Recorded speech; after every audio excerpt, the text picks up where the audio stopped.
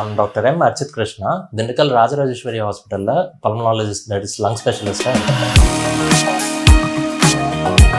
ஒரு சில பேஷண்ட்ஸ் வருவாங்க, எனக்கு 1 மாதமாக இருமல் இருந்துகிட்டே இருக்குது டாக்டர், நானும் மெடிக்கல் ஷாப்பில் போய் காஃப் சிரப்பாக வாங்கி குடிக்கிறேன், சரியே ஆக மாட்டேங்குது அப்படின்னு சொல்லிட்டு.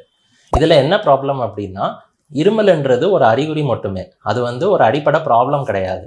நுரையீரல் அண்ட் காற்று குழாய்களில் என்ன ப்ராப்ளம் இருந்தாலும் அந்த இருமல்ன்றது வரலாம். ஸ்டார்டிங் ஃப்ரம் மூக்கில் இருக்கிற ஒரு சின்ன ப்ராப்ளம்லேருந்து லங்ஸில் வர ஒரு பெரிய நிமோனியா கட்டி வரைக்கும் எல்லாமே அதே ஒரு இருமலாக கூட இருக்கலாம். ஸோ இந்த மாதிரி நாள்பட்ட இருமல் இருந்துகிட்டு இருக்கு அப்படின்னா ஒரு டாக்டரை போய் கன்சல்ட் பண்ணிட்டு மெடிசன் எடுத்துக்கணும். இந்த மாதிரி ஓவர் த கவுண்டர் மெடிக்கேஷன், அதாவது மெடிக்கல் ஷாப்ஸில் போய் காஃப் சிரப்னு வாங்கி குடிக்கிறது அட்வைசபிள் கிடையாது. இப்போ இருமல் ஒரு 2 நாளாக இருக்குது, நான் மெடிக்கல் ஷாப்பில் போய் இருமலுக்குன்னு சிரப் வாங்கி குடித்தேன், ஆனால் சரியாகலை, ஆனால் இது ஒரு சாதா சளி மாதிரி தான் இருக்குது, ஏன் சரியாகலை அப்படின்னு கேட்பாங்க ஒரு சிலர். ஸோ இருமல் சிரப், காஃப் சிரப், அதாவது அலோபதிக் காஃப் சிரப்ஸில் பார்த்தோம்னா நிறைய டைப்ஸ் இருக்குது. எல்லா காஃப் சிரப்ஸும் ஒன்று கிடையாது. ஆன்டிடசிவ்ஸ்ன்னு சொல்லுவோம், அது வெறும் இருமல் வரக்கூடிய அந்த தன்மையை மட்டும் கம்மி பண்ணும்.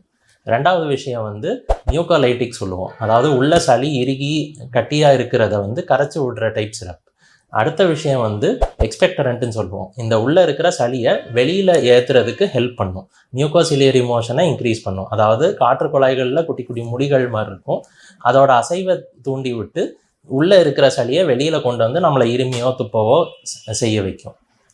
இன்னொரு டைப் காஃப் சிரப் என்ன அப்படின்னு பார்த்தோம்னா ஆன்டிஹிஸ்டமின்ஸ், அதாவது அலர்ஜிக் ரியாக்ஷனால் வர காஃபை கொஞ்சம் கம்மி பண்ணும். அப்புறம் டீகன்ஜஸ்டன்ட் அப்படின்னு ஒரு காஃப் சிரப் இருக்குது. அது இப்போ ஒரு மூக்கில் ஒரு சளி பிடிச்சி மூக்கில் தண்ணியாக ஒழுகிட்டு இருக்குது அப்படின்னா அந்த நேரத்தில் மூக்கில் இருக்கிற அந்த ஜவ்வில் ரத்த ஓட்டம் ஜாஸ்தியாக இருக்கும். அந்த ரத்த ஓட்டம் ஜாஸ்தியாக இருக்கிறனால தான் அந்த மூக்கில் சளி ஒழுகிட்டே இருக்கும். ஸோ அதை அந்த ரத்த குழாய்களை கொஞ்சம் சுருக்கிற மாதிரி ஒரு மெடிசன் இருக்கும்.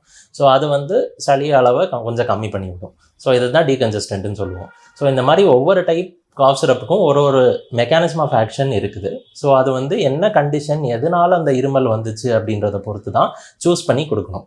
இந்த சாய்ஸ் ஒரு டாக்டரை பார்த்துட்டு எடுத்துக்கிட்டால் நல்ல விஷயம்.